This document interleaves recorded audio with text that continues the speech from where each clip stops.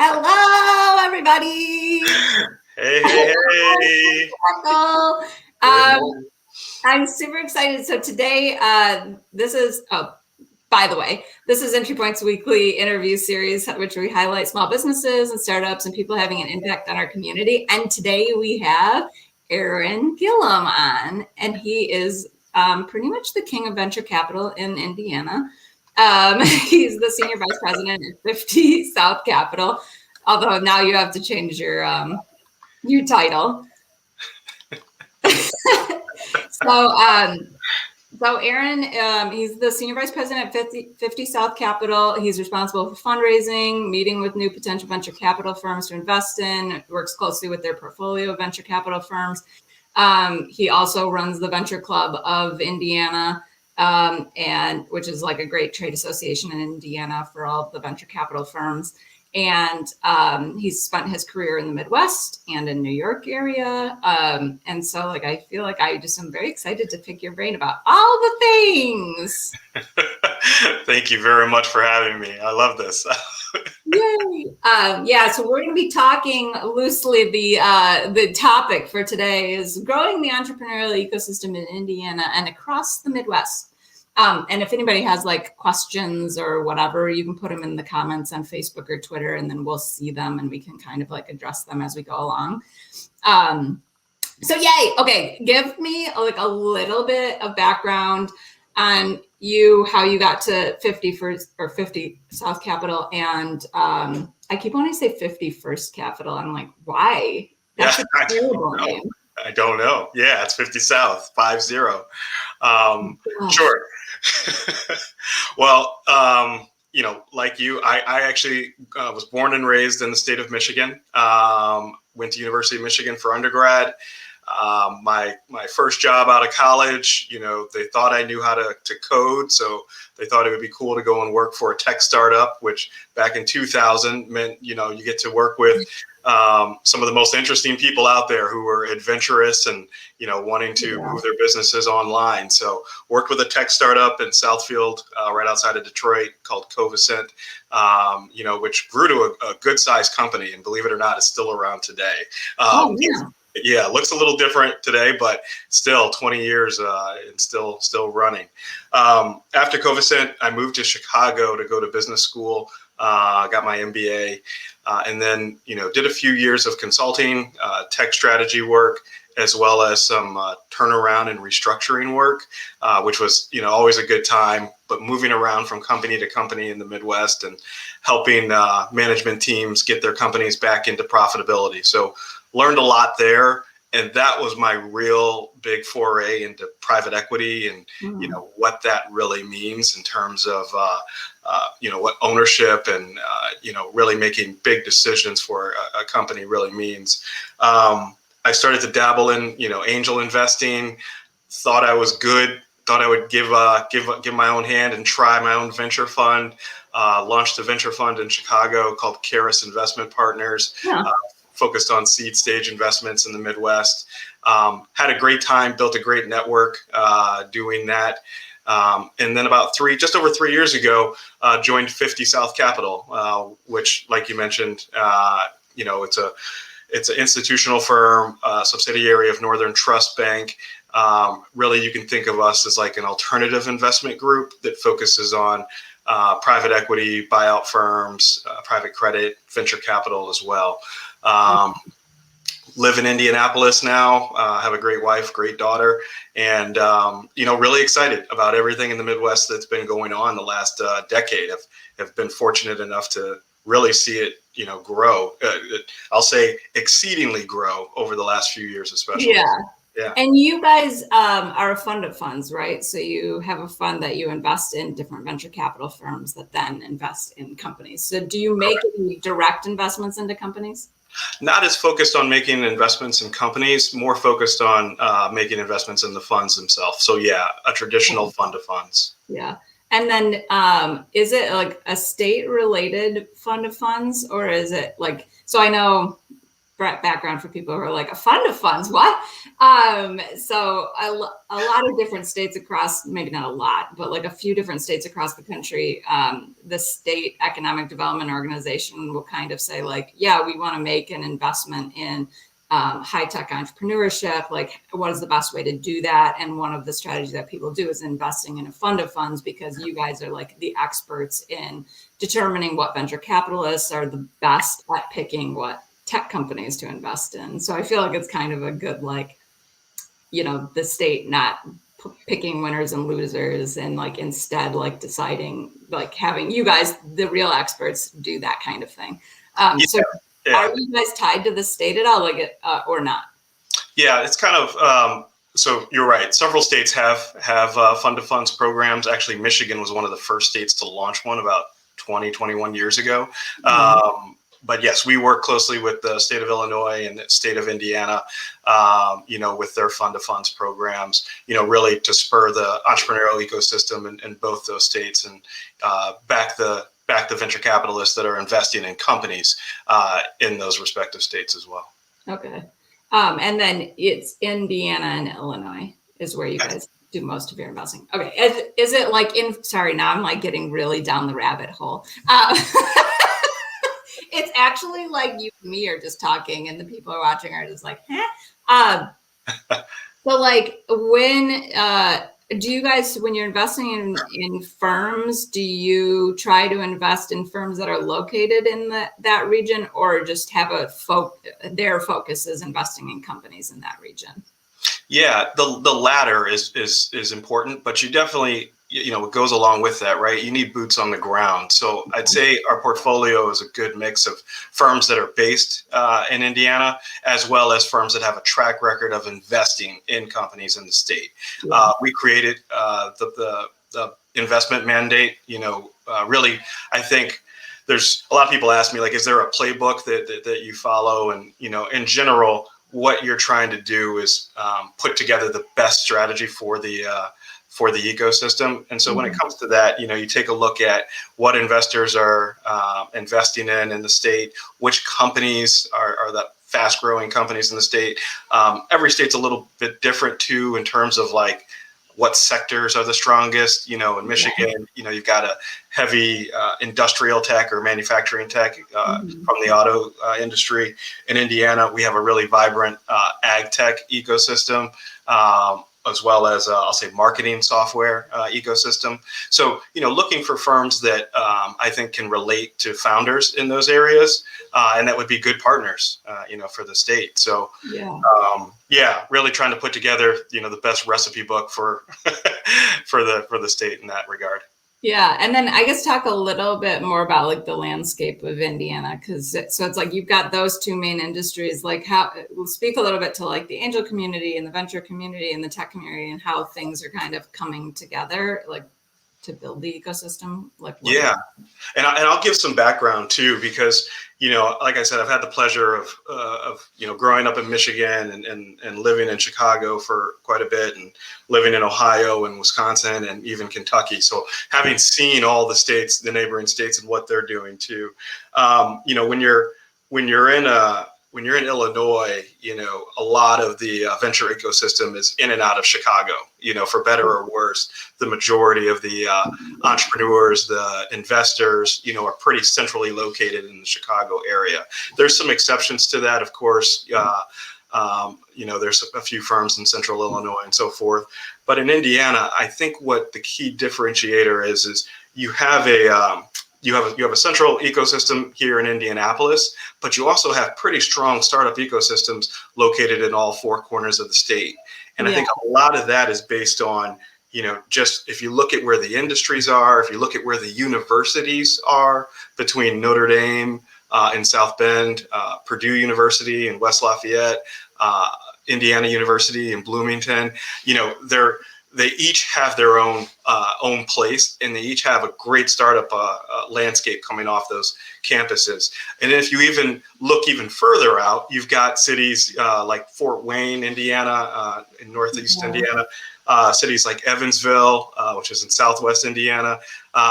You know, these cities are actually closer to either Ann Arbor or St. Louis than they are to Indianapolis. but at the same time, I think bring a lot of cool entrepreneurial spirit to the state. And so, being able to reach out through either the Venture Club or through what we do with the Next Level Fund in Indiana, bringing everybody under one tent is really important. And I enjoy that aspect to what Indiana offers from that kind of varied geographic as well as sector ecosystems throughout the state. Do you guys have a lot of angel investors in Indiana? We do. I don't have a basis of comparison, I'll admit, for that. But you do have strong angel groups, that play at the pre-seed family and friends stage, groups like Vision Tech, groups like Elevate, I'm really putting you on the spot. I'm like, list them all. You're like, okay. What? That's okay. I wouldn't be good if I didn't know who they were. So yeah, no, but you do, because you do have people who are, you've got strong industries. And I think this is true of most of the states in the Midwest. You've got a lot of strong corporations, which means you've got people who've succeeded in some stage in life and are trying to, see that next generation of entrepreneurs through. And I think they're really a big help, when a company's looking to raise that family and friends round or looking to raise that pre-seed round. Those small checks add up real fast. I've done the early capital raise. I know, what that $5,000 check or $10,000 check means to a company. It's a big deal. So yeah, having those people in your corner is huge.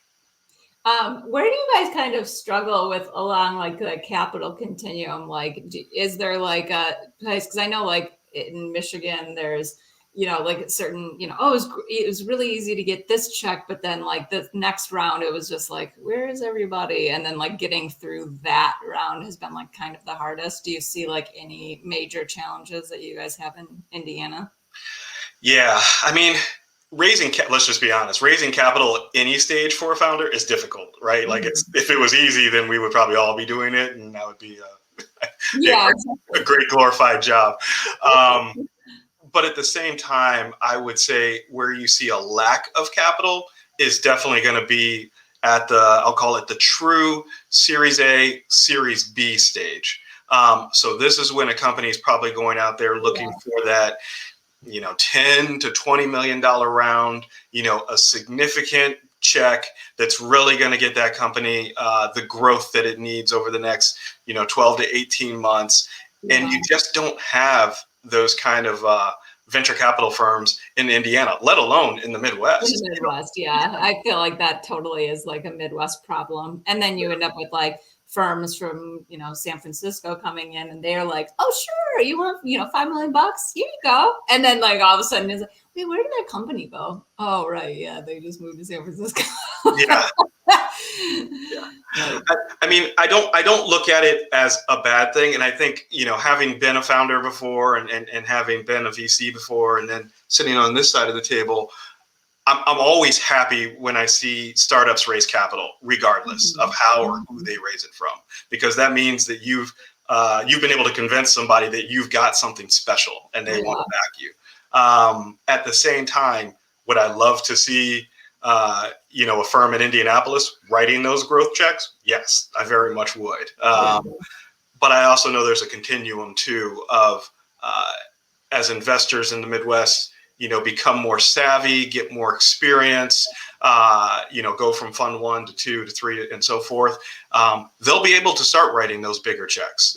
It just goes with time and conviction. And eventually you'll be able to raise a larger fund that will allow you to write those growth checks. Yeah, definitely. I feel like too, it's kind of like when I agree like that when the money comes from like San Francisco, it's great for the local economy too, because it's like brand new money to all of us. And so like, that's really great. But then it's like, takes kind of a special kind of company to be like, oh yeah, I'm located in this very particular place for this substantial reason to our company that's why we wouldn't leave. Because then when they start getting those connections and like all those things, like it's pretty easy to be like, wait, why are we located here? I think around here, like Duo Security was a good example where like they had scaled, but there was like compelling reasons why the founders were like, we have to be located in this area. We're not moving to San Francisco. We could open up an office in the Bay Area or wherever else, but like we need to be located here. And so I feel like that's kind of rare sometimes. Yeah, but Emily, I look at that almost as like an added benefit, of a company that's able to attract, dollars from Silicon Valley or the East Coast. Duo's a great example.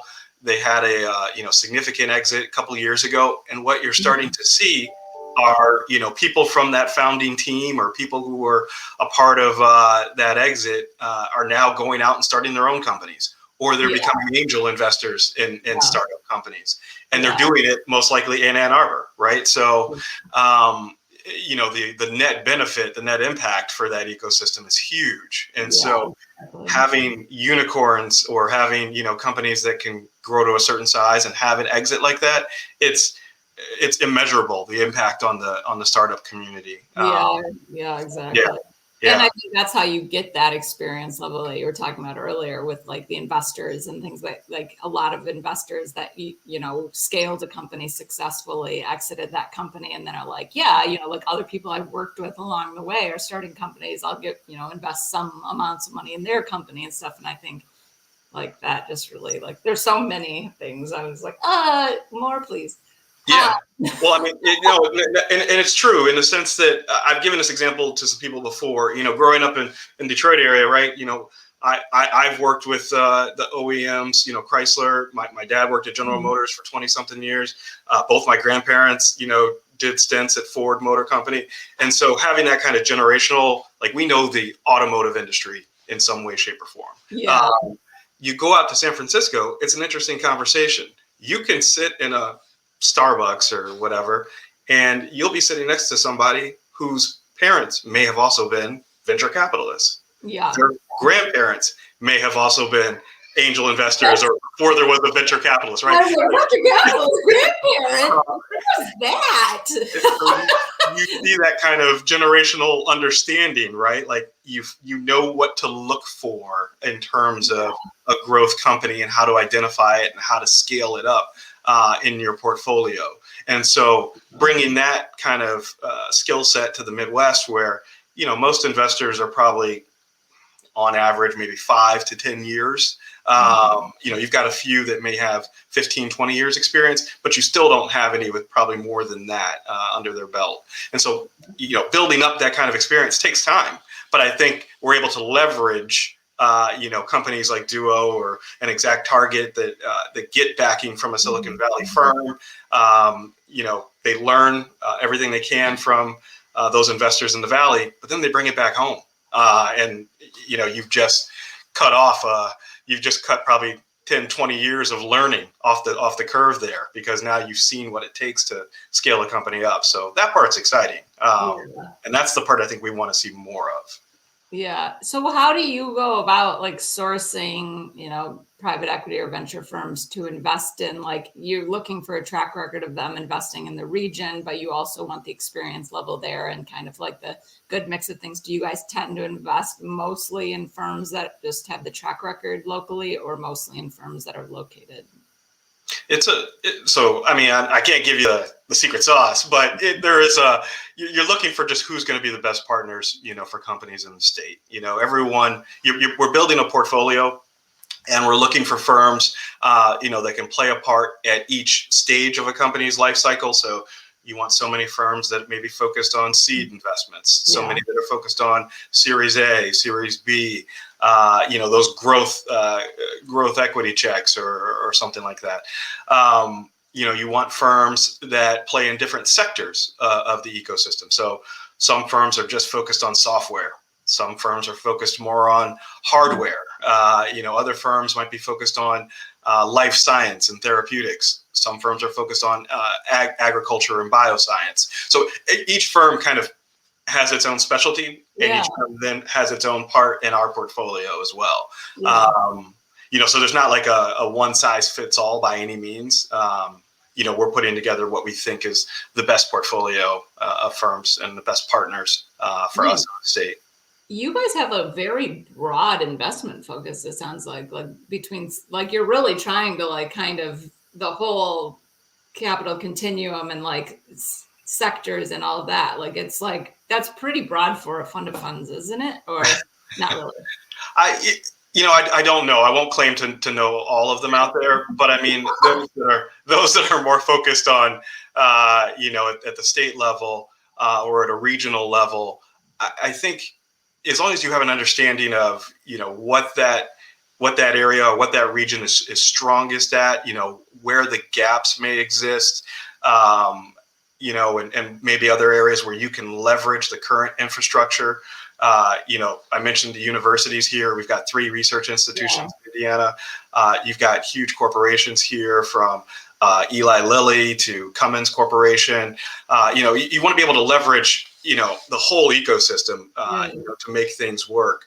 Another good example of that is the sports tech ecosystem. We looked around and we saw, hey, you've got the NCAA in town. You've got, the football team, the basketball team, the Indy Motor Speedway. We need to be able to leverage this and make this a true sports town. I don't think people understand all the resources that we have. Yeah.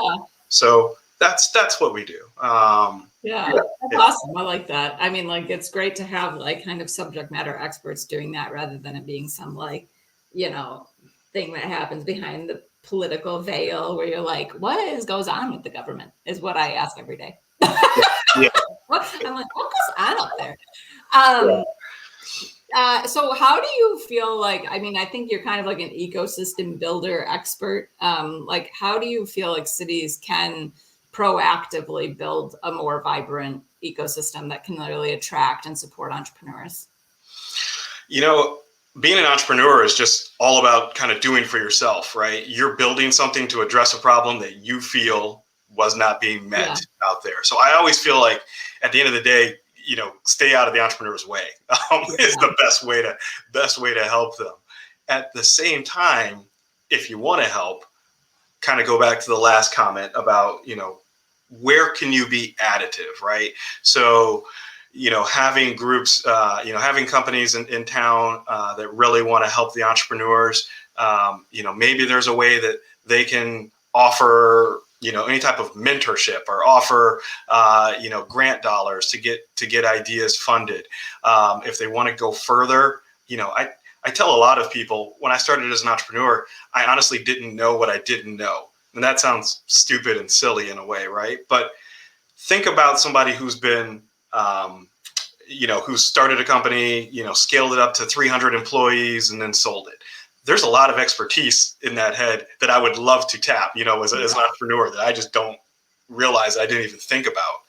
Having those people kind of offer their time, reach back, offer assistance in some way, shape, or form, I think is huge. And so when you think about like what, the different regions can do, whether it's, Detroit and, the auto industry or, looking at Indiana from, life sciences to ag tech to marketing tech.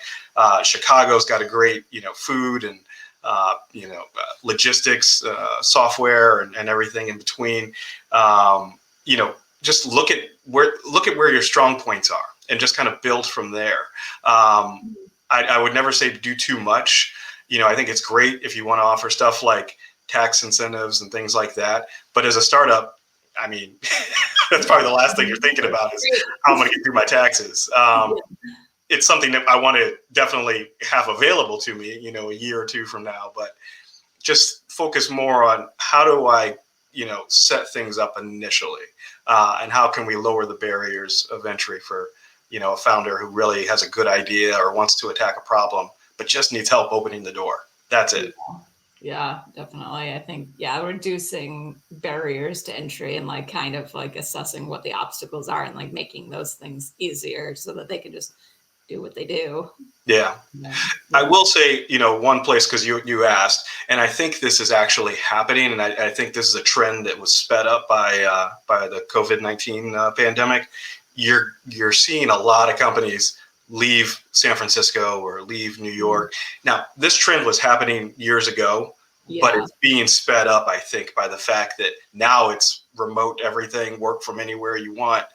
And, I think there is something to be said for having, each of the regional governments or city governments, even the state government involved in assisting companies with setting up a remote office or a new office in Indiana or in Ann Arbor. The economic developers in San Francisco have had it. So they've been like the ones that focus on like the tech community have been really like, what is it, making ice in Antarctica or whatever people say. And I feel like now they're like probably just shuddering because they're like, oh no, how would we ever have expected all of this would go away because of a pandemic? And honestly, if that trend, continues, going back to something we said earlier, right? You're bringing that knowledge base now. People are moving back home or want to be closer to their families again. Those are people who have been in companies that have scaled up significantly. They've been in companies that have raised millions of dollars of venture capital. That knowledge set, the next time they go and start a company or the next time they want to invest in a company, that's going to be very beneficial for the local ecosystem. That's a great point. I was just reading something last night, or like skimming it, that was saying how it's just going to be really hard in San Francisco. Like, gone are the days where you could be like, oh, you can make a high salary, move to this place where there's like really high rent and like all of this stuff, because people just aren't going to do it. Like, they're just going to be like, well, can't I just work remotely from like where I'm from? And so like there was like a lot of conversation going on this one like thread on Twitter about like what's going to happen now and stuff in San Francisco. So I'm like, that'll be interesting. San Francisco will be fine. At the end of the day, it's going to be just fine. As much as I can loud about like, oh yeah, you should move, your company to the Midwest and so forth. The thing that San Francisco and the Bay Area has going for itself is just density. There are just a lot of companies. There's a lot of technology in a very small area. Depending on how you measure the Bay Area, Silicon Valley is like, I don't know, 50 square miles. That's smaller than the size of Detroit. So when you really look at that, that density of companies that are in that small area, they're going to be just fine. But it doesn't take a lot of people to move to an ecosystem like in Indianapolis, like a South Bend or Bloomington, to make a huge difference. It doesn't take a lot. 10, 20 people can basically, build anything they want in Bloomington for half the price and do some significant, significant damage to the startup scene. It'd be great. And I think you're going to start seeing that, right? Because people want to be closer to their families. They realize that COVID kind of took that away from them, and I don't think that's going to go away anytime soon. So and like you said, I think we see a lot of people that have experience, like the level of experience they have is like 5, 10, 15 years, like, and then you go over there and like the Monopoly man is their grandfather, so it's just like they've got like the grandparents. I love the thought of that, the grandparents of the venture capitalists. Like, that has to be true, but I've never thought of it before. I was like, oh my God, that's so crazy. But it's like, get 20 of those people around here, each put 20 of them in each of the Midwest states. I'd be like, we'd be doing great. That's all it takes. Yeah. I know all the people are already on it. Like, all the economic developers around here are like, how do we get them? Greg! What packages can we put together? Well, I'll give you a secret, right? And this is totally non-qualified, but I feel like, when you go visit California, you don't meet a lot of people from California, right? They're from, they grew up in Chicago or they grew up in Milwaukee or Detroit or wherever. And so they know, like they have roots in the Midwest, right? They know what goes on. They visit, maybe once, twice a year.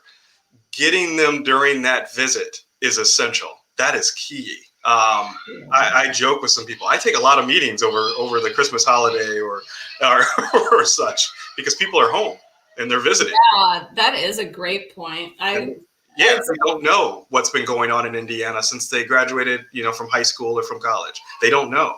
And so I share with them a few things, and they're like, oh my gosh, who can you introduce me to? I'd love to learn more. Yeah, exactly. I like how you have a little person at home that's like doing that. Yeah. That's the best thing of the pandemic is like people used to like a year ago, people were like, oh, I'm sorry, there's a dog barking a block over. Can you hear that? I'm so sorry. And now well, like I like my oldest son is actually on the Cackle, like one of the very first episodes, like he was sitting on my lap in his underwear and I was like, great. Like like whatever.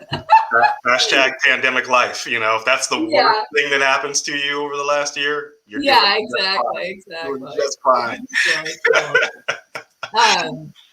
But I was going to say, isn't there I want to say there's an organization in Indiana that I'm not going to name correctly, so I'm just not going to say the name, that is doing like a red carpet initiative where they're like kind of trying to like set up like these things for these visiting people that are coming from like the coasts and stuff. Do you guys see like a lot of, I just shouldn't say like a lot of success from that because then you'll be like talking out of school. You're like, no, they're doing terribly. But I do think that's kind of like a great idea of like some way to like package those experiences to make sure that like that person's like able to meet whoever they need to meet when they're here. If they were kind of even a little bit thinking about like moving back, like how would that be feasible just to be like, look at all the things. What do you want? Do you want us to show you this great restaurant? Like just like some way. Yeah, I mean, and I'll speak differently about entrepreneurs versus the investors, but with the entrepreneurs, I think that they're more lured by the fact that if they can find talent in that ecosystem, if they can find people who are willing to go and follow that idea and really be inquisitive and curious and help them build a company, they will build a company anywhere. And I think that's true for literally any city in the U.S. I don't think there is a difference from that standpoint. When it comes to having things like nice restaurants here and nice work environments, trust me, that's important. But if you told me I could build $1 billion company and I had to go live in XYZ, some city that maybe we don't want to go to in the U.S., I would still go. Just to be very clear, I would still go because I have the ability to build a big company. Investors, on the other hand, I feel like the sell for them is less about having them relocate themselves, because most likely, I feel like they're probably more established in the sense that there's a family contingent, but more importantly, they've built an actual network for them to invest in their local ecosystem. Yeah. So, but if they are a good investor, they will follow the best deals. And that is key. That is what you want them to do. You want to show them that there are great deals in Indiana for them to invest in.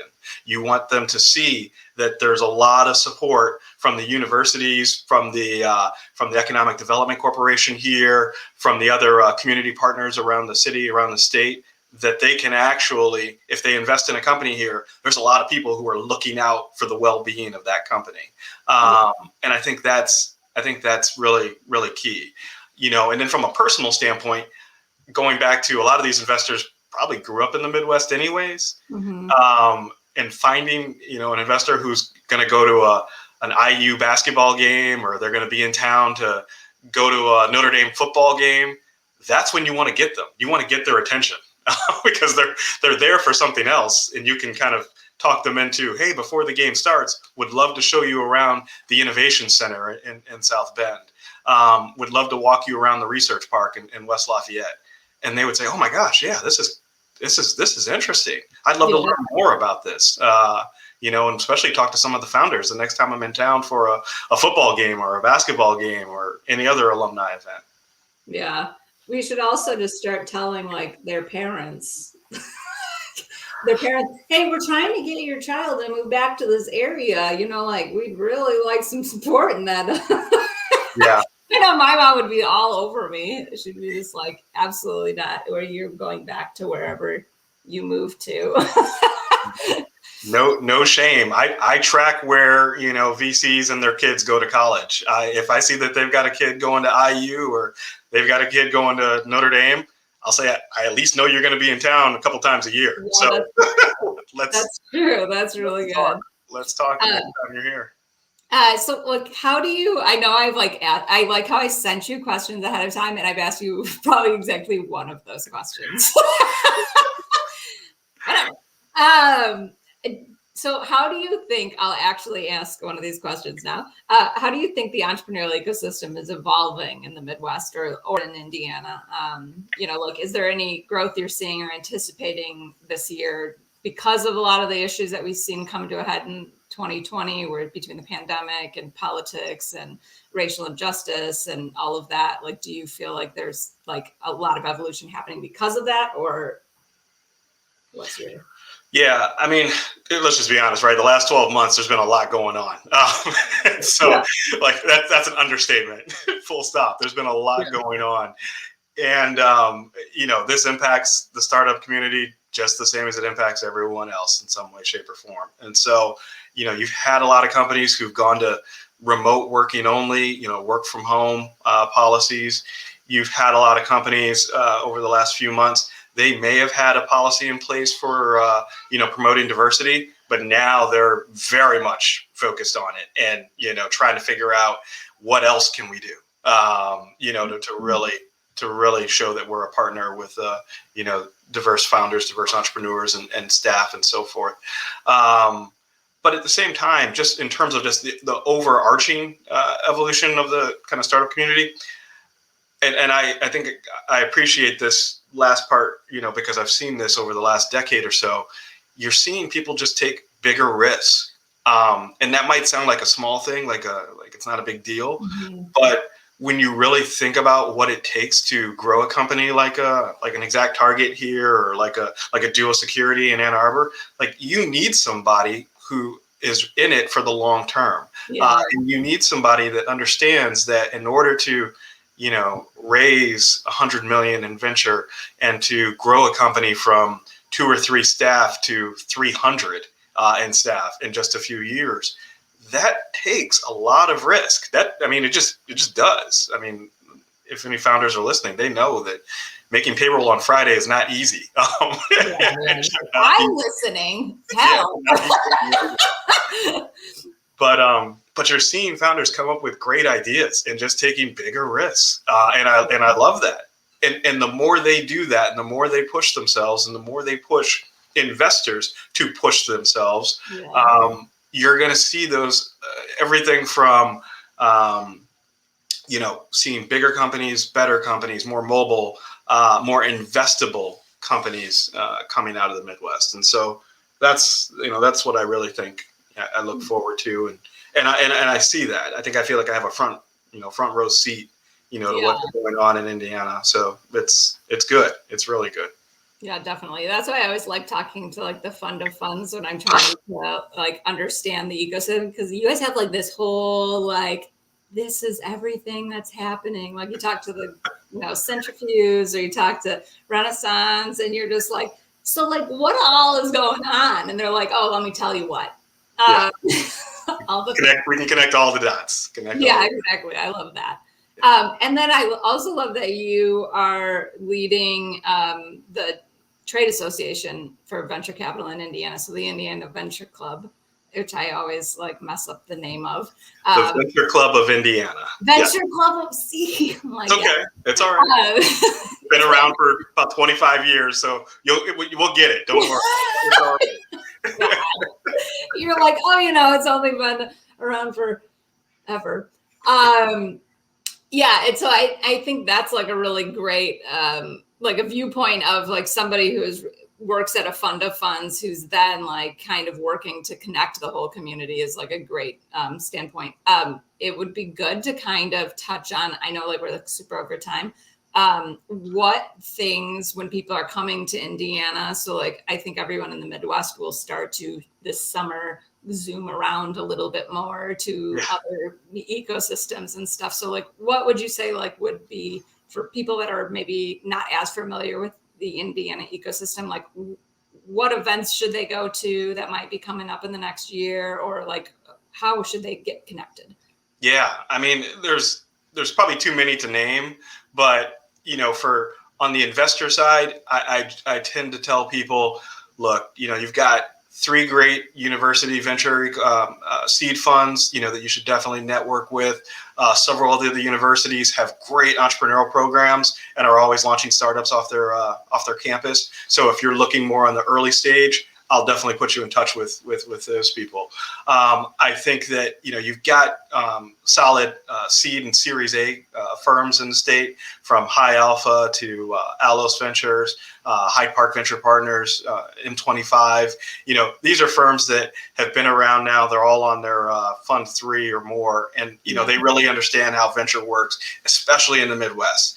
And just as important, they are very founder friendly. Like, they actually can relate to what the entrepreneur is going through and can kind of help them build for each stage of their company's life cycle. That's huge. For those that maybe want to play at the later stage, we've got a few great corporate venture groups in the state, from the Heritage Group, Allegiant Ventures, Anthem Ventures. All of them are Eli Lilly. They're all looking for companies to either acquire, looking for companies that are making leading technologies in their subsectors that they can invest in and really learn from. And so from that standpoint, it's hard to go wrong. Some of those corporate investors, from a broader ecosystem building standpoint, you've got groups like Elevate Ventures, which plays a great role of doing both early stage investing as well as a lot of mentorship and programming for startups. Same with TechPoint, which was actually the organization you were trying to reference earlier. Yep. I think it's them, but I didn't want to say, and then you'd be like, That's all right. TechPoint's got a whole host of programming. That was just one program in particular that they do that you mentioned. And so from that standpoint, leveraging those groups, I think are great touch points for, I want to learn more about the Indiana ecosystem. And then I will give a shout out to the Indiana Economic Development Corporation. And I think it's something that's rare that we see in venture capital, where you have an actual government entity that is in full support and fully aligned with what we are trying to do. And I don't say that, as a small thing. I think that they've done a great job of always being on the front edge of what else can we do? What else can we help with? How else can we grow companies throughout the state of Indiana? So special shout out for them. So, just feel free to, reach out to me if you don't know where to start, or if you're looking for, links to any of those groups I mentioned. Happy to, provide those to you and pass those along. But you do have a lot of good resources here. And I think just as important, what I think is also great about Indiana too, especially if you're a startup or an investor, we know each other, and I think we all sincerely want to help each other. You're generally only 1 degree away from another founder. So if I don't know you personally, I can generally get to you, by Thursday. And so I feel like that's huge. Being able to reach out and network people in such a casual way, and just figure out other ways to help each other. Yeah, people are very like Midwesty too. So like everyone's like very willing to kind of like help and set meetings and things like that. Yeah. This is so great. I feel like I have like such a better understanding of everything going on over in Indiana now. I'm like, okay, I'm pumped about this. Yeah. And then we also, since I'll be letting you go here in a second, next week we have a really cool Yalitza is on. I was going to show everyone. Yalitza from Healthy Root Styles is on. I'm a big fangirl of hers.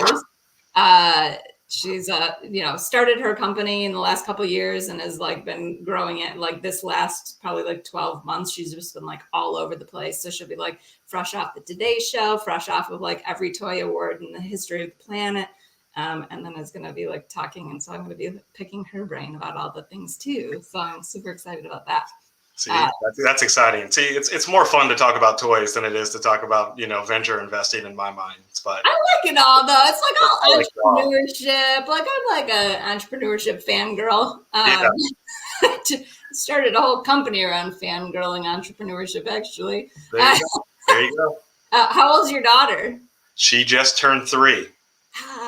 Yeah. Well, I mean 3, but going on 15. But she's 3. Yeah. My son is 4, and I don't have any daughters, so that's why I'm like, oh, I feel like everyone who I know who has a daughter, I'm like, oh, you should buy one of the Healthy Roots dolls, or maybe I'll just send it to you. Here you go. And my son is 4, but yeah, he the other day said something like, I miss when I was a little boy, and he was like really upset about it, and I was like, oh my gosh, and I was like, we're starting to get into bigger problems now. Like I don't know if I'm ready for this.